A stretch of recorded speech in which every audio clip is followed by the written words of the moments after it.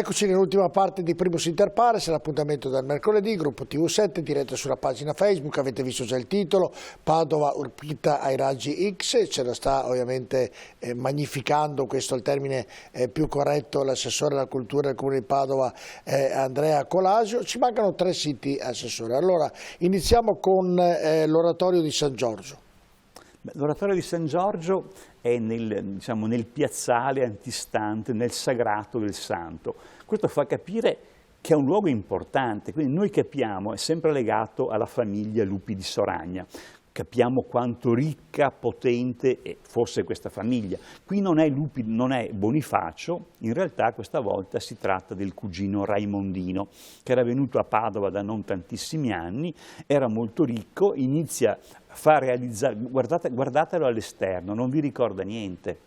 Guardi, cosa vi ricorda? È uno specchio della cappella degli Scrovegni. Voi dovete immaginare, sapete quanti metri distanziano la cappella degli Scrovegni da questo oratorio? 1700 metri, li abbiamo contati. Solo 1700 metri dividono questo capolavoro assoluto, è il capolavoro del grande Altichiero, dal capolavoro giottesco. È a specchio. È come se l'architettura ovviamente evoca, e guardate l'interno, no? Anche questo evoca completamente a navata unica, il tetto a capanna, guardate gli archetti pensili, è evidente che è uno specchio, è il doppio della cappella degli Scrovegni. È una scelta strategica voluta dal grande Altichiero che sta dialogando con Giotto. L'interno, nelle pareti corte, avete l'alfa e l'omega del discorso cristologico, quindi avete la nascita e la crocifissione, quindi avete i pastori, avete la venuta dei Re Magi, la presentazione al Tempio, l'annunciazione, e sulla controfacciata invece, sulla facciata principale, scusate, cosa avete? Avete l'incoronazione della Vergine e una bellissima crocifissione. Le pareti lunghe invece ci raccontano la storia mitica di San Giorgio, che sostanzialmente, siamo nel Medioevo, è il guerriero crociato, e sulla parete entrando di destra la storia di 2 donne. Ma guardate bene, sono 2 sante, Santa Lucia di Siracusa e Santa Caterina, non Santa Caterina di Siena ovviamente, ma d'Alessandria. Sono entrambe 2 nobili, 2 regine, una regina e 2 nobili, e sono 2 guerriere della fede. Quindi San Giorgio, che rappresenta San Giorgio che uccide il drago, che uccide il male, che evoca ovviamente il crociato cristiano per antonomasia, e 2 guerriere. Perché? Perché quello che noi oggi non vediamo è che al centro di questo oratorio c'era una costruzione in pietra, sul modello delle arche scaligere, che sosteneva un sarcofago che è ancora lì all'interno del piccolo oratorio, con dentro i corpi dei carraresi, ma era alto fino a quasi al soffitto questa costruzione con colonne, e nella parte sommitale 10 statue che raffiguravano i guerrieri. Perché? Perché la famiglia dei Lupi di Soragna è, oltre che ricca e di uomini diplomatici, è fatta da grandi guerrieri. La scena più bella è in alto a sinistra, è la scena della dedicazione. Vedete che viene dedicata l'oratorio a chi? Alla Vergine, ok? E vedete 10 guerrieri inginocchiati. 10 sono 9, in realtà poi c'è la madre Matilda e c'è il padre di Raimondino, i figli e i nipoti, quindi sono 9 guerrieri con l'elmo che ovviamente è a forma di lupo, è lo stendardo, il simbolo araldico, e ogni guerriero, cosa ulteriormente significativa, è affiancato da un altro santo guerriero. La cosa bella è che il padre Rinaldo, che è il padre di Raimondino e Raimondino, sono affiancati sempre da San Giorgio, metafora per dire che c'è una continuità nella tradizione. Quindi sono dei soldati, dei guerrieri, che sono al servizio della dinastia carrarese. Non è un caso che nella scena di destra, dove c'è il primo processo alla povera Lucia di Siracusa, sotto un'arcata, il grande Altichiero raffigura chi? Guarda caso, Francesco il Vecchio, che è caratterizzato dalla barba bianca, è Francesco Novello, quindi un grande apparato iconografico che è autocelebrativo per la famiglia. Noi siamo qui a Padova, siamo importanti, un grande omaggio alla signoria carrarese e ovviamente un grande omaggio pittorico a Giotto, perché molte delle scene sono un bellissimo tentativo con cui Altichiero, pensate alla scena della Natività, sta dialogando con Giotto, è la stessa scena della cappella, solo che viene rotata in senso diverso. Altra scena, cosa che va detta, qui Altichiero raggiunge delle vette altissime in quello che si chiama l'illusionismo prospettico. Lui non siamo ancora nel Rinascimento, non c'è il punto di fuga unico, ma possiamo dire, non lo dico io ma molti studiosi, che abbiamo messo un piede dentro il Rinascimento un secolo prima. Ecco, entrare in quel luogo e addirittura se voi avvicinate la testa alle pareti vedete che ci sono strutture aggettanti, cioè le spade, cioè sono proprio materiche, addirittura anche i nimbi, quindi è una struttura quasi tridimensionale. È un luogo magico, io ritengo che l'Oratorio di San Giorgio, la Cappella e il Battistero sono tre luoghi, tre giganti, Giotto, Giusto, Altichiero, hanno segnato la storia mondiale della pittura, sono tre giganti del XIV secolo, sono qui a Padova e penso che pochissimi abbiano visitato l'Oratorio di San Giorgio, andatelo a vedere, è meraviglioso. Sapete cosa raccontano le cronache del Trecento? Che quando uno entrava prendeva paura, perché aveva l'impressione che i cavalli della crocifissione fossero vivi. Diciamo che si dice, appunto il buon Savonarola, che il bravissimo Altichiero dipingeva maximo cum artificio, l'illusionismo architettonico. Ferma l'immagine così, Marco. Io le faccio una domanda invece che è molto più così di curiosità. Ovviamente dove c'è il legno, nella parte bassa del battistero, dove non ci sono ovviamente gli affreschi, di sotto c'erano gli affreschi una volta, oppure nasceva, non so se... Nasce così perché in realtà... Anche in quel periodo mettevano il legno prima di... Noi sì, li abbiamo tolti per dei restauri, li hanno tolti più volte e sotto non c'è affresco, c'è mattone vivo. Ecco, era una curiosità perché magari... Però entrando vedete ancora una statua di quei famosi guerrieri. C'è una statua che ovviamente riproduce uno della famiglia Lupi di Soragna con la sua armatura, e quello che è bello anche l'animale in pietra che sorregge il sarcofago ovviamente è un lupo. Il simbolo dei Lupi di Soragna è il lupo rampante. È una poesia, c'è un pezzo di storia padovana che in realtà è una storia bellissima che va raccontata, che i padovani a mio avviso devono conoscere. Assolutamente. Oratorio di San Michele. Questo è l'ultimo, diciamo che da un punto di vista cronologico siamo nel 1397, è l'ultimo affresco, l'ultimo capolavoro affrescato. L'artista si chiama Jacopo da Verona, quindi da Verona, è allievo di Altichiero. Secondo alcuni studiosi ha collaborato con il grande Altichiero nell'oratorio di San Giorgio. La struttura esterna che voi vedete è una rifacitura ottocentesca, quando gli si dà quella forma che sembra la cappella degli Scrovegni, ma in origine non era così. È una cappella, questa qui di San Michele, l'oratorio di San Michele, era una cappella laterale di una grande chiesa che non c'è più, era la chiesa degli Arcangeli, che purtroppo è stata distrutta. Anche l'oratorio di San Michele ha rischiato di essere distrutto. Fu salvato nel 1700 da un nobile che si chiamava Soranzo, che si batté perché non venisse distrutto assieme alla chiesa. È un piccolo capolavoro, è un piccolo gioiello. Cosa sono le cose più belle? Ve lo dico, è l'Annunciazione. Qui c'è l'Annunciazione più incredibile che io conosca, perché è ovviamente sovrasta l'arco trionfale. Cosa vedete? Voi vedete, come sul modello giottesco, l'Arcangelo Gabriele sulla sinistra, la Vergine sulla destra, sono abbastanza lontani perché al centro cosa c'è? C'è un palazzo con colonne che ovviamente evoca la Reggia Carrarese. Nella stanza di Maria, andatela a vedere, c'è una cosa bellissima, c'è in primo piano fuori scala con un bellissimo pavimento a mattoni, a mattonelle, c'è una sedia con sopra un animaletto, forse un cagnolino, cioè, ma quello che è incredibile è la sedia è fuori scala, è alla Van Gogh.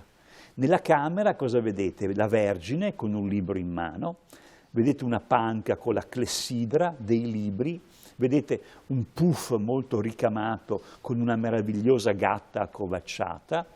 È un luogo magico, ma la magia sta in un altro luogo, a metà strada, tra l'Arcangelo e la Vergine, l'annunciante e l'annunciata, c'è una contadina che sotto la loggia carrarese è lì, sapete cosa sta facendo? Ha appena dato il becchime alle galline ed è lì con le sue galline attorno, ha un coltellino in mano, purtroppo la testa è rovinata, e sta tagliando l'erba medica. È il modo con cui questo genio, che è Jacopo da Verona, porta alle estreme conseguenze il realismo giottesco, introduce nella scena sacra per antonomasia, l'Annunciazione, che cosa? La vita quotidiana. La domestica, la signora che dà da mangiare alle galline e che raccoglie dall'orto l'erba medica. La trovo una scena potentissima. Assolutamente bella. E andiamo all'ultimo sito, qui merita davvero un po' più di spazio perché è il centro di Padova, dunque ci vanno tutti, era il tribunale, oggi era il primo centro commerciale, l'hanno definito in 1000 modi ed è il Palazzo della Ragione, Assessore Colaso. Sì, il Palazzo della Ragione, diciamo che l'annalistica dice inceptum fuit, non quello che voi vedete, ma la sua base, inceptum fuit è scritto Segà comenzà, è il palazzo del comune di Padova, che lo scrivono anche in volgare, nel 1218. La cosa incredibile è che sempre l'annalistica dice completum fuit, cioè fu portato a termine, non certo come oggi, l'anno dopo.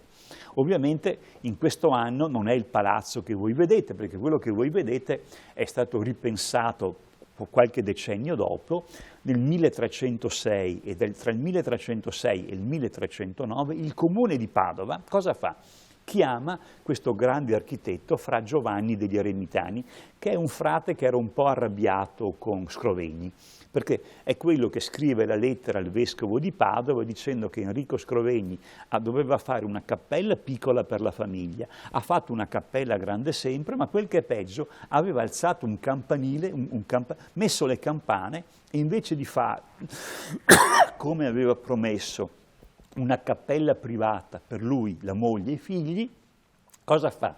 Chiama il popolo a raccolta e dice, quindi Fra Giovanni, non per la gloria di Dio, non per la gloria della città, ma ha fatto questo per la sua pompa e vanagloria. Ecco, lo stesso Fra Giovanni è un ingegnere, è un frate colto ingegnere, è quello che pensa, teorizza e realizza quell'incredibile struttura con 106 costoloni che è il tetto a carena di nave rovesciata del Palazzo della Ragione.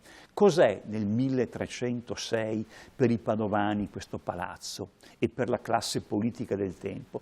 Già lo era stato un secolo prima, nel 1200, è il luogo simbolico del libero comune, è il luogo dove il comune rappresenta se stesso. Sono terminate da poco, nel 1183 c'è la pace di Costanza, Federico Barbarossa riconosce che i comuni italiani hanno la loro autonomia. Ecco, allora i comuni italiani rappresentano quanto di più importante si sta realizzando, perché si muovono tra l'impero e il papato e devono rappresentare che cosa? La loro autonomia, la loro sovranità, cioè non sono sovrani ad altri poteri sovrani.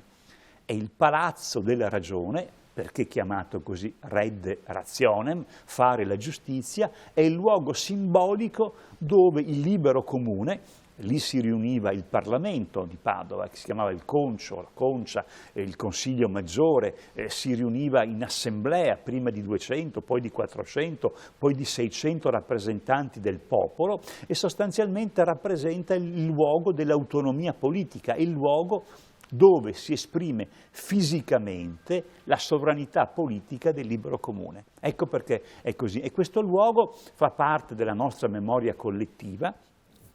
Venne realizzato, io ho anche il sospetto che il libero comune non è un caso che in quello stesso anno, siamo nel 1306, dico io, se non prima, chiama Giotto. Perché chiama Giotto? Perché Giotto ha appena terminato Palazzo Scrovegni. E quel palazzo è il modo con cui, è il simbolo con cui Enrico Scrovegni dice ai padovani: voglio essere signore di Padova. Il libero comune dice no, qui non c'è la signoria. Tenete conto che a Verona, pochi decenni prima, il libero comune si era trasformato in signoria scaligera. Quindi è un sussulto di orgoglio del libero comune che, guarda caso, chiama lo stesso artista che Enrico Scrovegni, per autocelebrarsi, ha chiamato. Solo che invece di fare una raffigurazione sacra, cosa fa? La committenza del libero comune cosa fa fare al buon Giotto? Beh, gli mette a fianco un genio che è Pietro d'Abano, che è tornato da poco a Padova dopo essere stato a Costantinopoli, aver insegnato alla Sorbona. Lui è nato ad Abano, Pietro d'Abano, un padovano, è un illustre docente, è un medico, filosofo, astrologo e astronomo. Lui disegna il palinsesto e qui c'è un mistero, perché c'è noi sappiamo che lui ha lavorato fianco a fianco con Giotto, sappiamo che Pietro d'Abano è quello che disegna il palinsesto narrativo, e addirittura, pensatevi, nel 1340 c'è un giudice, si chiama Giovanni da Nono, lavora lì dentro, esercita la giustizia, scrive un libro, è un libro un po' di fantascienza, dove fa finta che un re italico immagina 1000 anni prima come sarebbe stata Padova, guarda caso, nel 1340. Entra nel Palazzo della Ragione e ci racconta cosa vede. Ve lo dico in latino, ma ve lo traduco. Dice: duodecim celestia signa, 12 costellazioni zodiacali, et septem planete, e 7 pianeti, sono i 7 pianeti noti all'epoca, tra cui il Sole e la Luna, che venivano considerati pianeti che giravano attorno alla Terra, cum suis proprietatibus. Cosa vuol dire?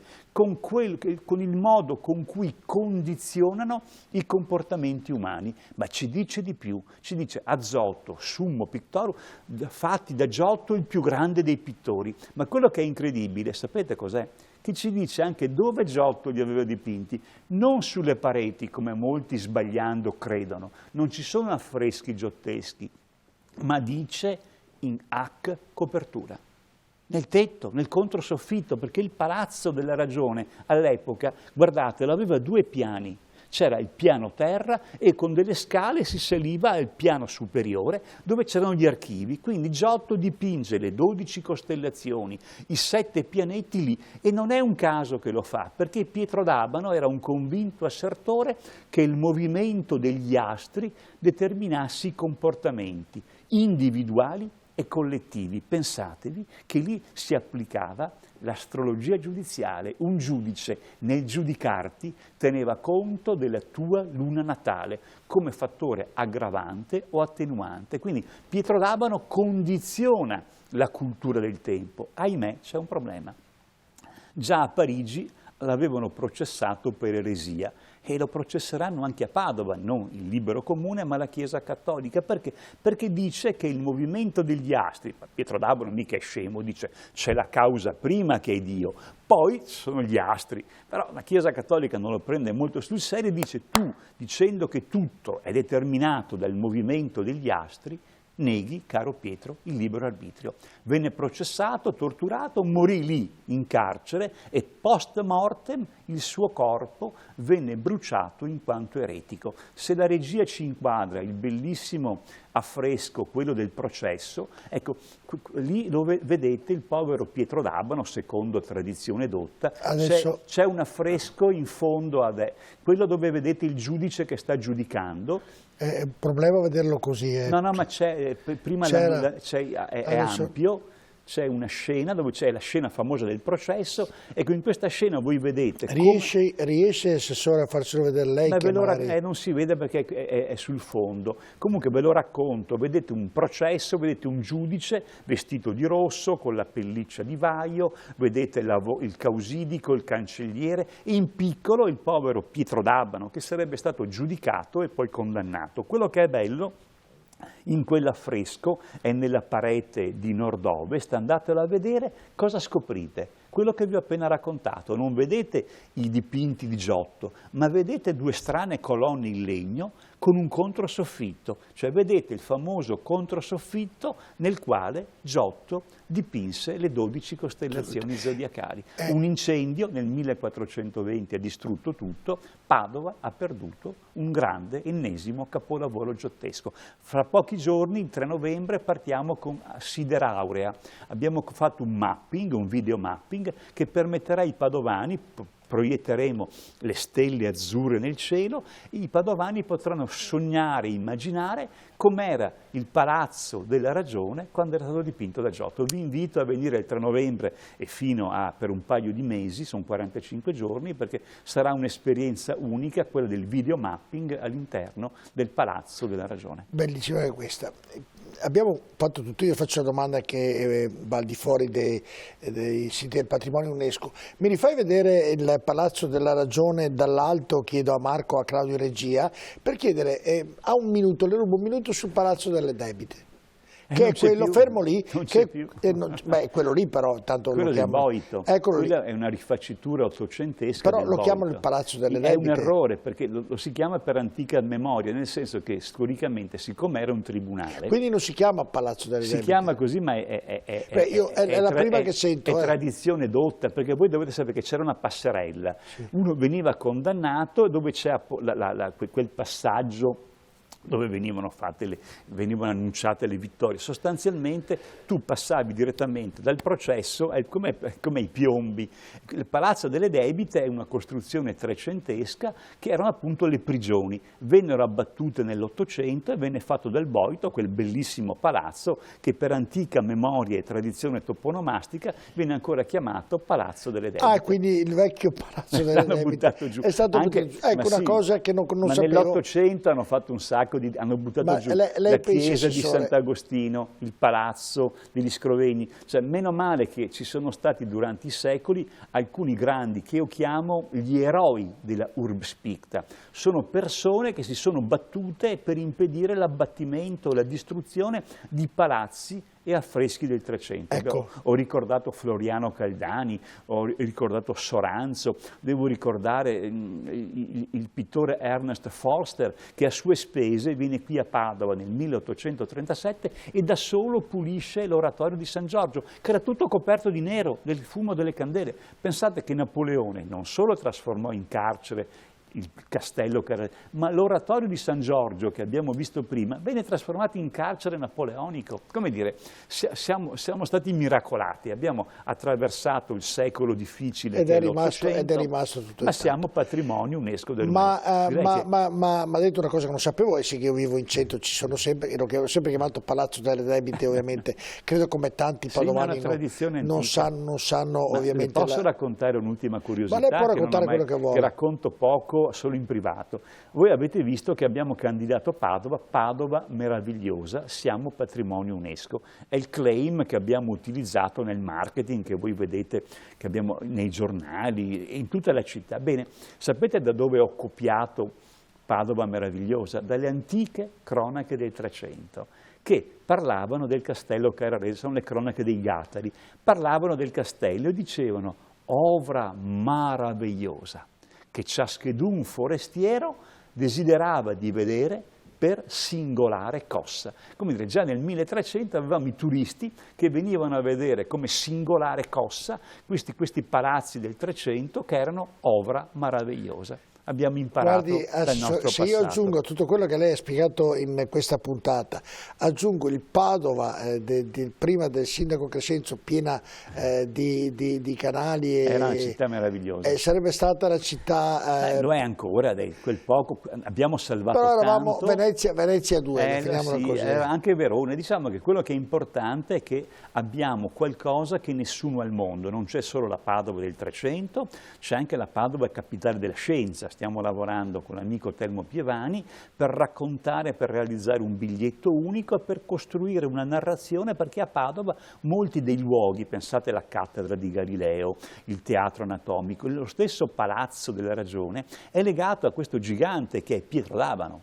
A Padova c'è un allievo di Pietro d'Abano, E poi l'hanno trattato così. Sì, poi. che è Dondi dell'orologio, che costruisce una macchina per misurare il tempo cosmologico che probabilmente ha condizionato Leonardo e che il grande Jacques Le Goff, mio maestro, grande storico francese, dice: a Padova accade qualcosa di incredibile, molte delle cose che siamo soliti chiamare Rinascimento nel 300 a Padova c'erano già, e parla non dei cicli affrescati ma dell'astrario di Giovanni Dondi dell'orologio. Ecco, quindi quell'orologio che è in Piazza dei Signori, che legato poi, ai Dondi dell'orologio, certo, al padre Giacomo, che poi è lo stesso più o meno come che macchina, a Chioggia è lo stesso, ma che c'è anche al Santo, perché la macchina del Santo diciamo, ce l'hanno raccontato. Diciamo che vennero chiamati dell'orologio dopo che nel 1344 realizzano l'orologio che era lì proprio dove c'era la Reggia Carrarese. Certo. I veneziani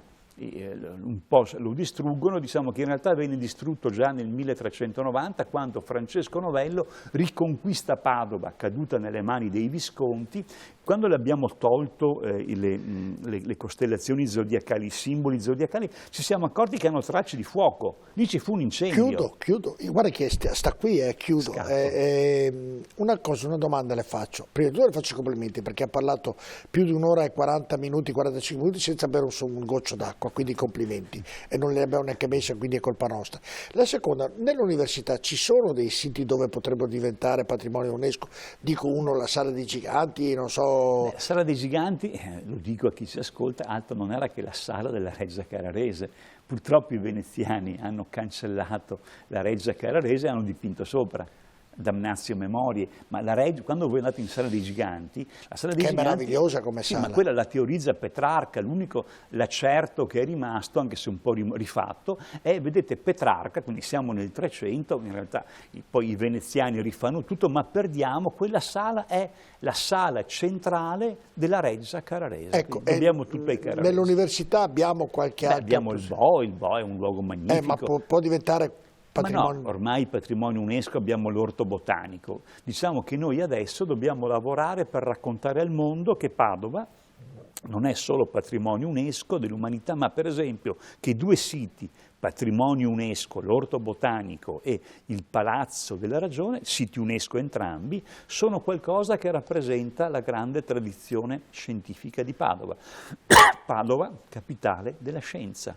Pensate alla Torlonga Specola, pensate al sistema delle mura, al Museo della Medicina che ci racconta del primo ospedale nel 400, al teatro anatomico che ci racconta la grande scuola medica padovana. Come dire, Padova è una città che, come poche al mondo, in pochi metri è condensata la storia della città. E si sta valorizzando in Ci stiamo lavorando con l'amico Telmo Pievani.